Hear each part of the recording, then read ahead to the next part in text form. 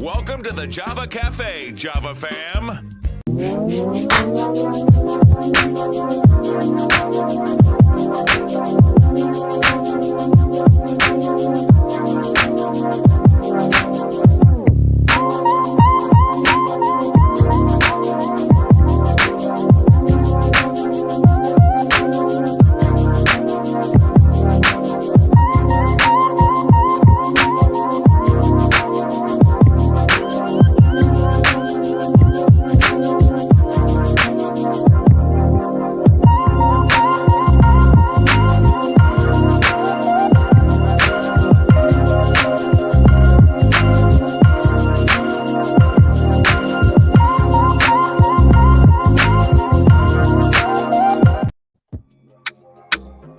Good morning. Welcome to the Java Cafe, Java fam. Good morning, everybody. Good morning. Wow, this gray, you can see a little bit of the green screen back there. Good morning, everybody. Today is Thursday, January 2023, and it is Thankful Thursdays. I know many of you are in this morning for us to chat with our governor. She is coming. I just heard from the team. She's the governor, and you know, there's things like traffic. She's running a few minutes late, but will be with us about 9:10 or so. Our governor is definitely coming in the room. So for those of you that are watching on Twitter and Facebook, she'll be with us in just a few moments. And so thank you so much for your patience. We are excited to have her and our here. Well, we've spoke with her before, but her first community conversation in this space since being inaugurated last Thursday. She is sharing here for the very first time. You know, we like new things here in the Java Cafe. In her inauguration speech, she talked about the equity study that's going to be done in every city. I'm so used to talking to the mayor. Every state department in reference to the level of equity or lack thereof in some spaces. And so she's going to share some details about how she's doing that. We're going to check in about spaces where, you know, that are a passion for me around issues of violence. They're not just confined to Boston, but Central Mass, Western Mass. And so we'll check in about that and just check in on her as a person. You all know that we often have our elected officials in, and at the end of the day, they are human beings with feelings and families. And even when there are policy differences, they're still human beings. And so, you know, we've all had our share of critiques and whatnot and critiquing, but I also want the Java fam and those others that are listening to get to know, in a sense, who Maura Healey is as well. So we're going to go into the comments for a couple of seconds while we're waiting for our governor to join us and just say hello this morning and see who is in the room this morning. Sharon Cornelius, good morning. Good morning, Sharon Cornelius. Sharon Cornelius, good to see you in the room. Miss Teresa, good morning to you. Good to see you in the room. Tasha, good morning to you and good to see you in the room as well. Sister Debbie, good morning to you. Also, Soraya, good morning. Good to see you in the room. And so I think Mama Java, Lord, I'll get in trouble. Ma, good morning. Good to see you in the room this morning. If you're just joining, our governor will be with us in just a few moments. She's running a couple of seconds late. One of the other things I wanted to mention to you all is you heard a lot. And if you follow me on social media, you saw that I put up a little excerpt of last night's choir rehearsal for the Voices of Embrace that are making their debut tomorrow morning at the Welcome, actually tomorrow afternoon at the Welcome the Embrace event that is beginning tomorrow. You can watch live on NBC. They are beginning their programming at 11 a.m. The actual program starts at 1 p.m. The Voices of Embrace will be making their debut. We are featuring a wonderful arrangement of the Black National Anthem that was arranged by Maestro Issa Bibbins, Nichelle Mungo. And we're also singing, I guess I can tell y'all, Optimistic, another different arrangement arranged by Issa Bibbins, Tyrone Chase. And also I had a very minimal contribution to the arrangement of that. And so that is taking place tomorrow. Shout out to Amari Parrish Jeffries, Greg Valentino, Duncan, Newt, the entire team, Camilla over there at Embrace Boston, Reverend Jeffrey Brown, Marie St. Fleur, all of the people, Liz Walker, all of the people, HYM, all of them that have had an important role in this thing taking place on tomorrow. It's tomorrow. And if I can be very honest with you all, up until last night, I was nervous. And you know what? While we're waiting for our governor, let me just give you a little tease of what you're going to hear tomorrow. Let me just get this together here and hopefully get it queued up right. And of course, I don't think that my wonderful Apple Photos have synced up. And so I don't have the video here queued up for you all to get a little sneak peek of yesterday. Hold on for 1 second. Nah, it's acting up. But anyway, we will so I'm going to make you all laugh real quick. One of our choir members is so excited about tomorrow. She showed up at the meeting place this morning at 7:30 p.m. Sharon, that's tomorrow. And hopefully you won't forget tomorrow and think it's Saturday. Oh, I'm going to have fun with this. But no, listen, it's going to be a wonderful event. If you did not yesterday get the opportunity to see the conversation that I had with Amari Parrish Jeffries, also Hank Willis Thomas, and our governor is on her way in. We don't want to sit down, governor, take a second and breathe, and you'll be good. But our governor is going to come in just 2 seconds, and we'll begin our conversation with her. And we'll get back to the embrace. We're going to hear a little bit from her about what the embrace means to her this morning, as we did with the mayor as well. And so, Governor, let me know when you're ready, and we can go ahead and bring you in and have a wonderful chat with you. And Governor is definitely dope. You'll see why I say that. She's representing some swag this morning, and so I'm excited to see her in her swag. And you'll find out what I'm talking about in just a couple of seconds. And I think we are ready to go. Okay, we are ready to go. Let's bring our governor in. Ladies and gentlemen, for the first time in the Java Cafe, though she's been here before, but since being inaugurated, our governor, Maura Healey. Good morning, Governor. Good morning, Jimmy. How you doing? I am doing well, and I'll be honest with you. I was wondering if you were going to wear red, and thank you for that. Of course. You know that is the color here. So good morning to you. Congratulations. I saw you right before the inauguration, but I want to formally say congratulations to you. I know you've hit the ground running, just from some things I'm seeing on social media and whatnot. But first and foremost, Governor, let's just check in. You can say good morning, but I want to just ask you how you, with all due respect, and someone texted me and said, you know, the governor's role is not the honorable, it's actually her excellency. And so I love the face there, but no, a good person that understands protocol texted me and said, hey, just looking out.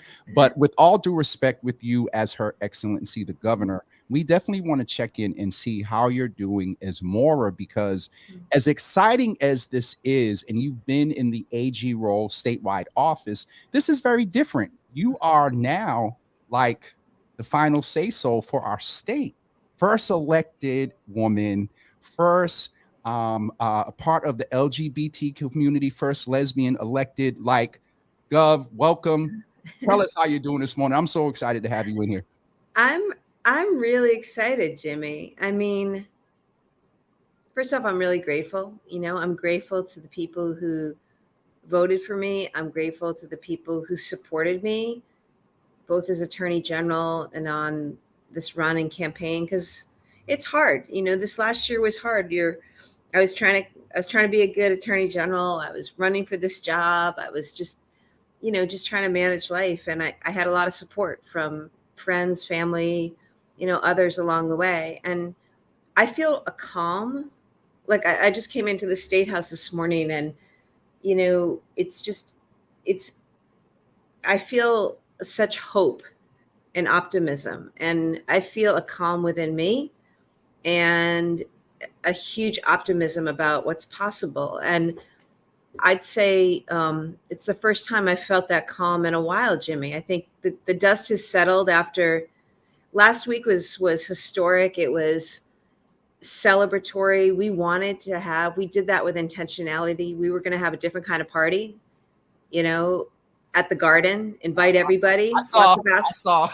lots of basketball and Yes. lots of people. It was important to me that there were a lot of people in that room who haven't been in that room before, Yes. Yep. and I think that's what this administration is truly going to try to be about, inclusivity, respecting, embracing truly. And this week we are about the embrace, but embracing diversity in all its forms. And it was it was awesome to have that celebration last night. I was so humbled standing in the State House chamber last week when I took an oath to serve the people of the Commonwealth. I feel the weight of that responsibility on me, and I think our team does too. We're up for that, and I also know, Jimmy, it's going to take a team, right? And it's going to take all of us leaning on one another, lifting each other up, and helping support each other. So I feel really, really happy. I feel at peace in what will be, a journey ahead. There are so many challenges. There's so many people hurting right now in our wonderful state, in our wonderful city, right? But people who are dealing with the real issues of food insecurity and housing and can't pay the bills. And, there's so much we've got to work on. But I'm excited. I'm really excited. We move in a mental health, mental wellness space here in the I Java. love that. I love that. Yes, ma'am. And I think it's so important. And we just want to name the fact that it is great to hear that you feel like the sense of calm. And I know that there's some, perspective of coming out of a campaign stage and into when you said the dust settles. A couple of things stood out there, and Gov, you just kind of messed me up because we're going to talk about the embrace in a minute. But I'm glad to hear you talk about the calm. I just want to also say for and I'm saying this, any trolls that are watching, her calmness does not mean that she's not aware. Just remember that toward the end of that comment, she named the things that we're dealing with. But from a mental wellness standpoint, it is great to hear that you feel that, because you can't lead us at that level if you don't have some level of just calm. You talked about your team and friends. Shout out to Linda Tucci, shout out to April and Carissa and those that are around you and others. The other thing is, can you clarify what you meant about not being in the room? Because you weren't, I don't want folks to think that, I've been to the Garden, but what did you mean by being in that room?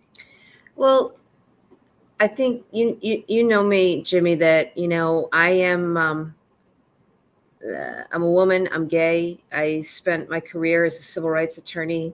I have tried to, as the Attorney General, do everything we can to break down barriers of discrimination, to apply an equity lens to all that we do. And I promise you, as governor, that's the same way I want to be. That's how I want our administration to roll. And that starts, I think, by, of course, talking about priorities. And we can maybe get into some of that. I've talked about the equity audit that I want to do.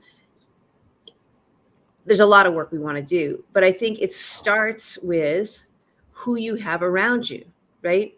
Because representation matters and seeing is believing. And you can talk a lot of policies and you can try to implement a lot of policies, but it's not the same as having people at the table, people in the room. And so what I'm talking about with the Garden is we did something different. We held it there so that basically a lot more people could come. And it wasn't just political supporters or, the donors. It was, or people sort of in the political establishment, right? All good people, Jimmy, but it wasn't, it was about the people, right? And so we had programming, we had talent where we had, people of color, queer people with disabilities on stage at the Garden, right? Doing their thing. I mean, I was running around, so I got to go back and watch the tape on that. But I think people really liked it. When I walked down onto the floor, it was just a sea of diversity and people who hadn't received or gotten a ticket. We made sure people got a ticket to that. We wanted to invite the community in. And so, that made me happy, because that's what we're going to try to be about. And we will have better laws and policies. We will be a better government if we have representation at the table. And that's something that I know April English and others on my team are going to focus on, when it comes to boards and commissions. Yes. I'm really psyched about our cabinet. We're working our way through our cabinet, but we've got some really great folks there, and a diversity represented there that I'm really pleased about. So that's what I mean, That room. Because the conversation changes, the metaphorical, figurative, right? However you want to describe it, conversation changes based on who's in the room. I saw that as the country's first gay attorney general, right?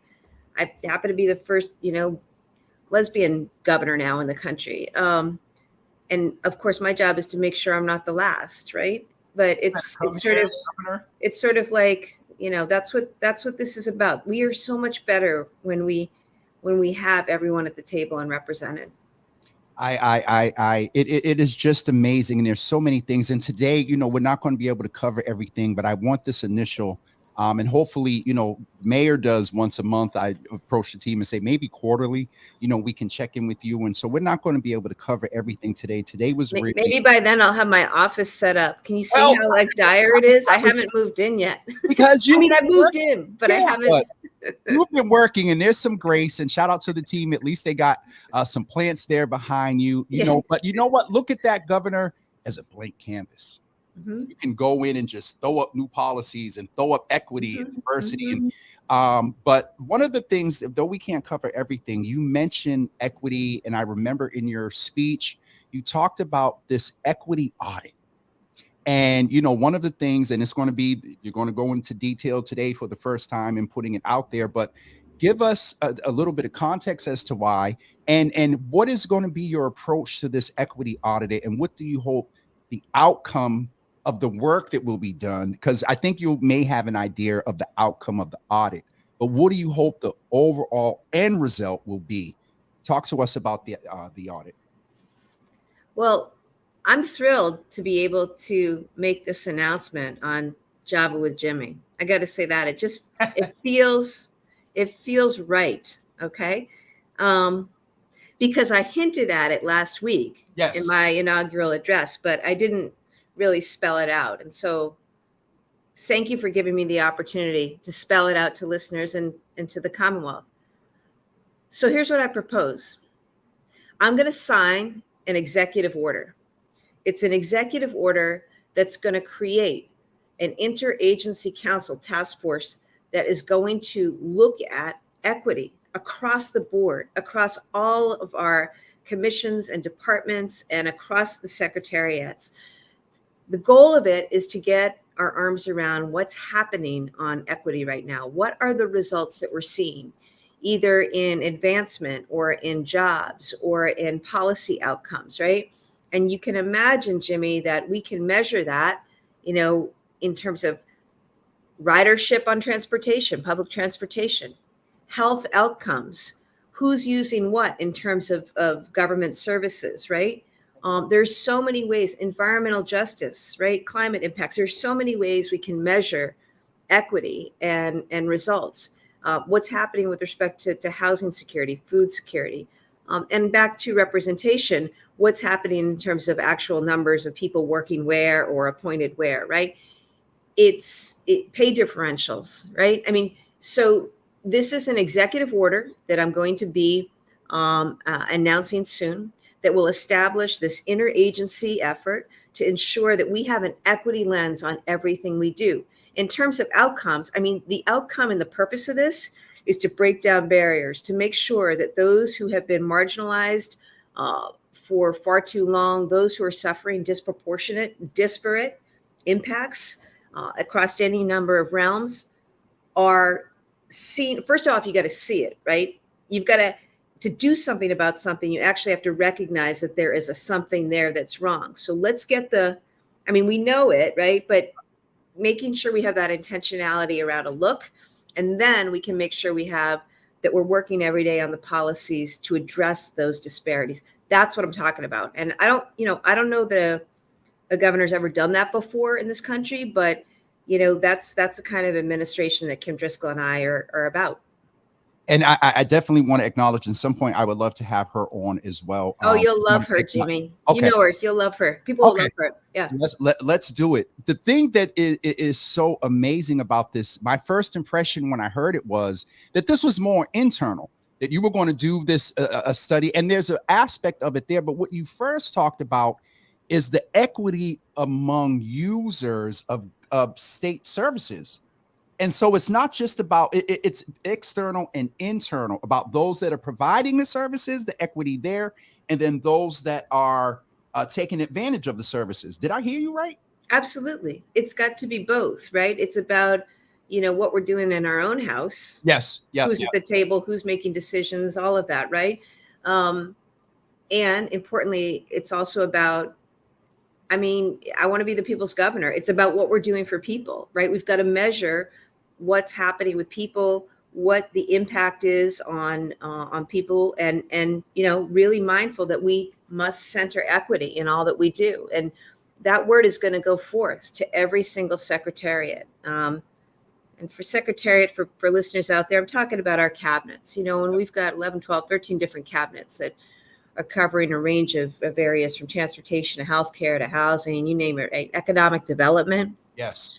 And so we want to make sure that every single cabinet is centering equity, right, in the work that they do. It has a lens, an equity lens, a cognizance, a recognition that that's something, that we're going to focus on. And the whole point is, breaking down systemic barriers that have held people back, particularly people of color, but we could talk about LGBTQ people. We could talk about people with disabilities, right? We could talk about, a range of disparities out there. But this is really, really important to me and to Kim. Absolutely, Governor. You're definitely setting a level of expectation that the hope and belief is that 8 years out, that you see these results of equity of which you speak, and not just speak, but then pushing action through your secretariats and whatnot. And I know you're putting, you haven't put the plan together yet, but please, when it comes to like the surveys and the focus groups, please let us know, because we'd be glad, at least with here in Boston, to ensure that we can help with that. One of the things that I've noticed about you and our new Attorney General, Andrea Campbell, is, Boston, it's a perception of many that, Boston, the state or the House, whatever, is Boston centric.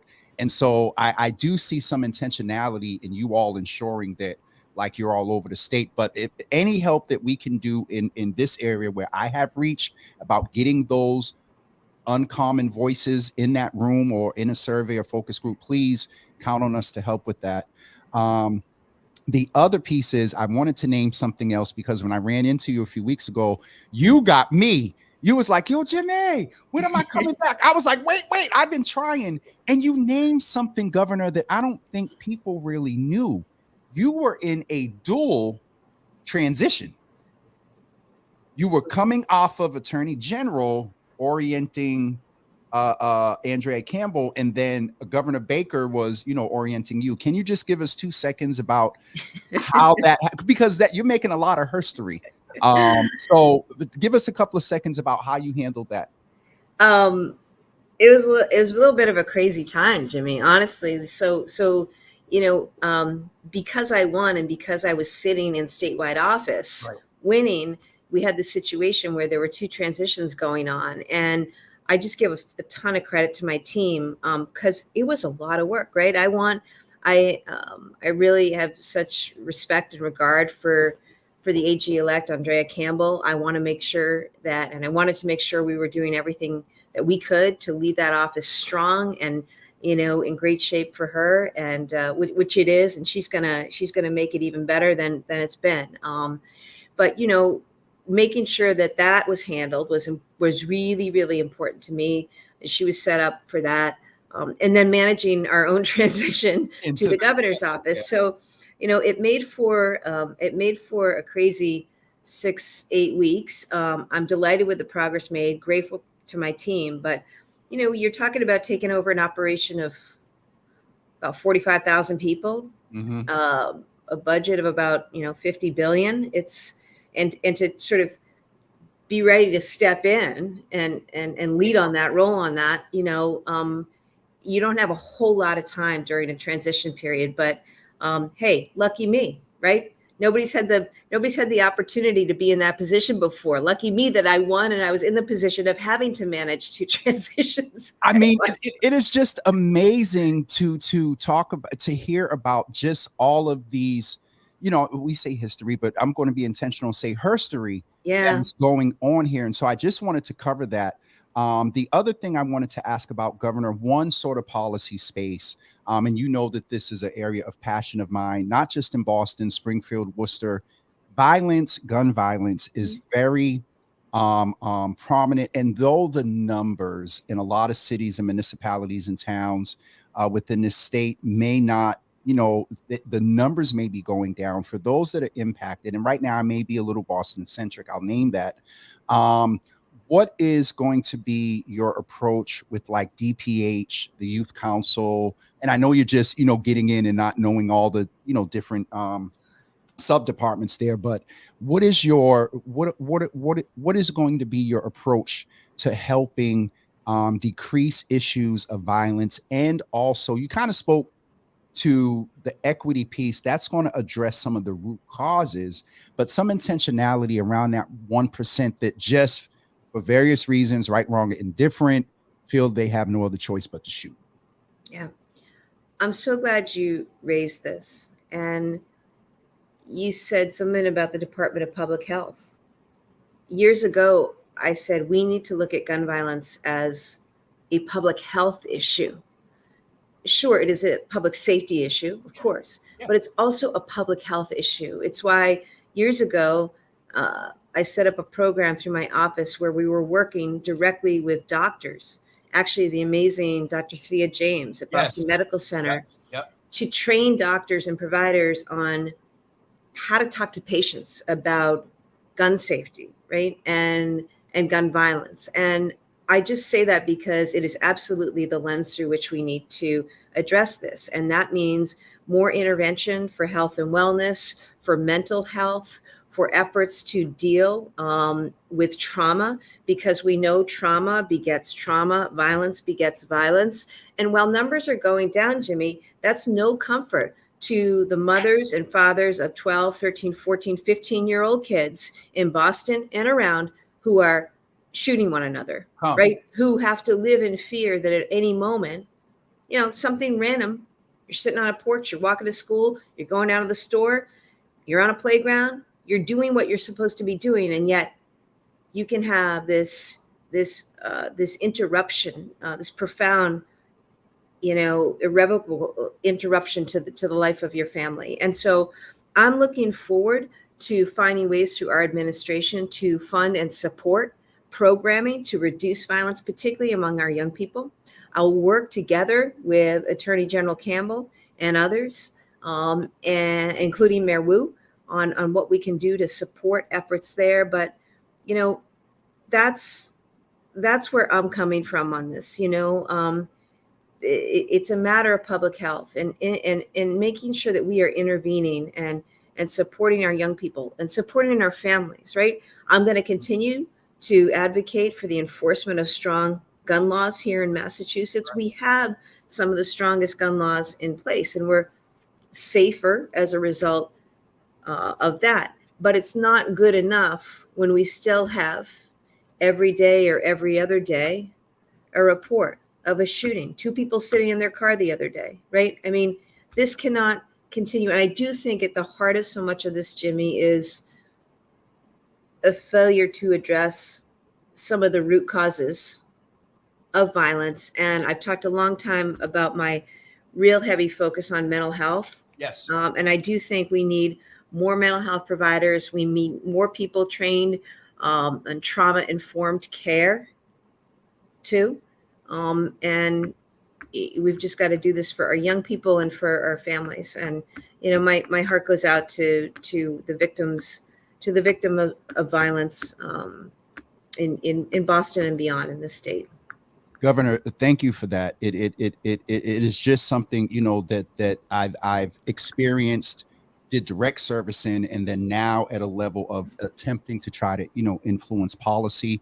And I'll get with Carissa in the background. There's a few folks that I would like to connect your administration with that do the mental wellness. That actually, one of them is already connected with the Department of Public Health, but Naisha Deed, Toy Burton, who you may already know. Because those are some folks that can help in that mental health space. But, again, anything away from, folks see this media thing, but my roots and background are in activism and youth work. And so any, support or whatever you need there. And also in that area, if you need to hear from the community, you get whatever inquiries you need from community along with others. Please get the information over to me. Governor, one last question, because I do have a couple of minutes left, is, and I'm trying to put them together because in Massachusetts, I think often we take advantage and there is a perception that we are safe when it comes to issues around a woman's right to their body, when it comes to issues of safety in that house in which you're residing right now, during the day.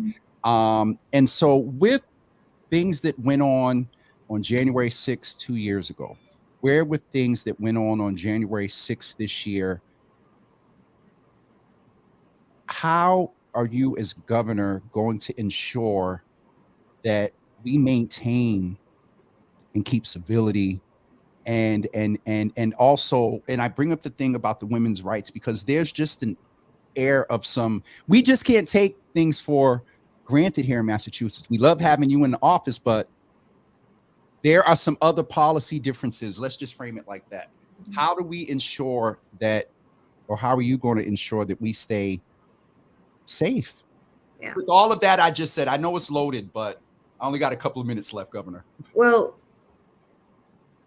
it's so important and it's so fundamental. Massachusetts, we should aspire to be a place of liberty, of equality, and we can't go back on those freedoms. And I will do everything in my power as governor to protect a woman's right to make reproductive choices for herself. I will do everything as governor to protect our LGBTQ population, particularly our young kids, particularly our trans brothers and sisters who are suffering at disproportionate rates on so many fronts, to make sure that we're strong in the face of, let's face it, there's so much nonsense. There's so much noise out there. There are unfortunately some politicians in other places who are looking to weaponize people, including children, against others. We've just got to be really strong here, Jimmy, really clear about who we are, that we're going to be a commonwealth. We're going to stand up for people. We're going to protect people. We're going to look after people. And we cannot assume that everything is fine here in the state, because we know, unfortunately, the last few years we've seen within Massachusetts a rise in white supremacy activity, for example, right? And that's just one example. And, there's a reason I did an event a few weeks ago at the Boston Garden, gathered all these athletic directors and coaches and principals to talk about what's happening in sports, right? Yep. We've seen racist incidents on the playing fields and hockey rinks and locker rooms, racist, homophobic, you name it. We just got to call that out and nip it in the bud. We're not gonna stand for that. And we've got to empower and educate along the way. But I think it's very important what you say, that while we recognize where we've been on some of these, and Massachusetts was the first to declare that love is love, and we have marriage equality, yep. First to ensure universal access to healthcare, we can't rest on our laurels. We can't take those for granted, because unfortunately there are forces looking to take those freedoms away, and we're just got to be really, really strong about that. Thank you, Governor. I got 2 minutes. I want to end on a good note. You mentioned the embrace earlier. And tomorrow it's being unveiled.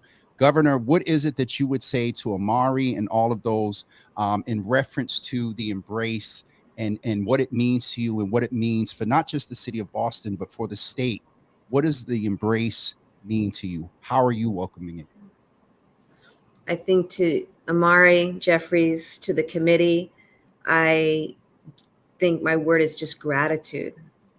Gratitude for the work over many months and years to bring this home, to make this possible, to have this recognition and a place of meaning to Dr. King and Coretta Scott King, to finally see this happen. It took a tremendous amount of work and partnership on a lot of people's parts. And, I will be there tomorrow. I'm looking forward to that. And my word that, that really comes to mind is that of gratitude. And I think, Jimmy, it means something for Boston and Massachusetts, where there's been a narrative at times that this hasn't been a place welcoming, particularly to Black Americans and people of color, right? And we can have a real conversation and acknowledgement about that. Yes, ma'am. And as I say, I'm going to do that narrative. It's against that narrative that I want to do this equity work, that I want to work to fight systemic racism and tear down those barriers. It's also the case that it's a beautiful thing to be able to lift this up and in this moment and celebrate Dr. King, celebrate all that Dr. King represents. It is a moment of celebration. I think it is an affirmation of humanity and of the human spirit and the need to make sure that each and every day, all of us, from wherever we're coming from, whatever walk of life, we are taking the time to do as Dr. King did, which is to recognize the dignity and worth, the potential of every person. And to me, that's what tomorrow in this unveiling represents. It is an embrace, which I call a hug. Who doesn't want a hug, right? So let that hug go out to people across Boston, across Massachusetts tomorrow. Governor, thank you. I know this will not be the last. We definitely send support and strength. And we have a group in here I call the Mothers Board, definitely, because we're instructed to keep our elected officials lifted in prayer. And so we definitely will ask them to do that as well. And again, and I know you're the governor, you got connections everywhere.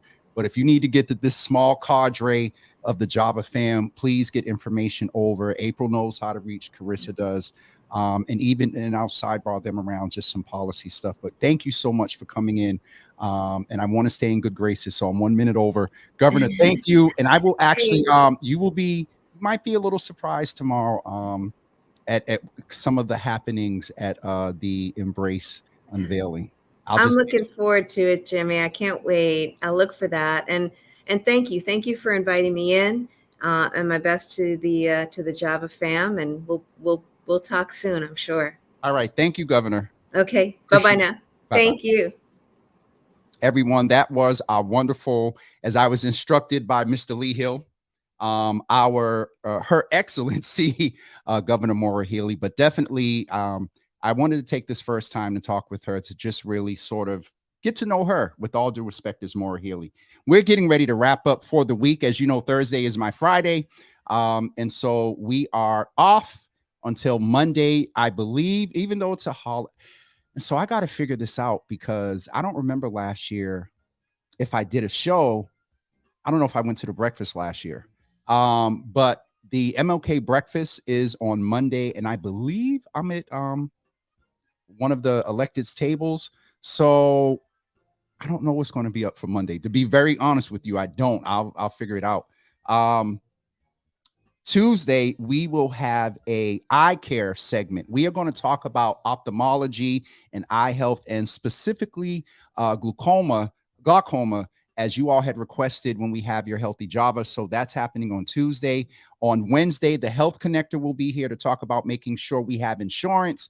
And on Thursday, the 19th, the new Commonwealth Fund will be with us to talk about, it is the 19th. The new Commonwealth Fund will be with us to talk about their initiatives, and they're going to feature one of the great programs that they support. And so we got some good programming lined up for you next week. We're trying to kick off the year right and stay going and set a good tone here in the Java Cafe. That's it for me, everybody. Don't forget to tune in tomorrow, beginning at 11 a.m. to NBC Boston. You can also watch the actual program on embraceboston.org. Don't forget to listen out. And if these sites and stuff have comments, y'all comment and big up the Voices of Embrace. I see a lot of comments in here and was not able to keep up with all of them. Okay, y'all really went in. Okay, I'm not even going to try to play catch up because I got to get out of here and go pray that something up under here looks right tomorrow. Y'all have a wonderful weekend. Again, don't forget to tune in tomorrow at 1 p.m. and we'll see you on Monday at 9 a.m. Well, I'll let y'all know. We might go live from the breakfast. I'll let y'all know. Have a great day, everybody. Peace.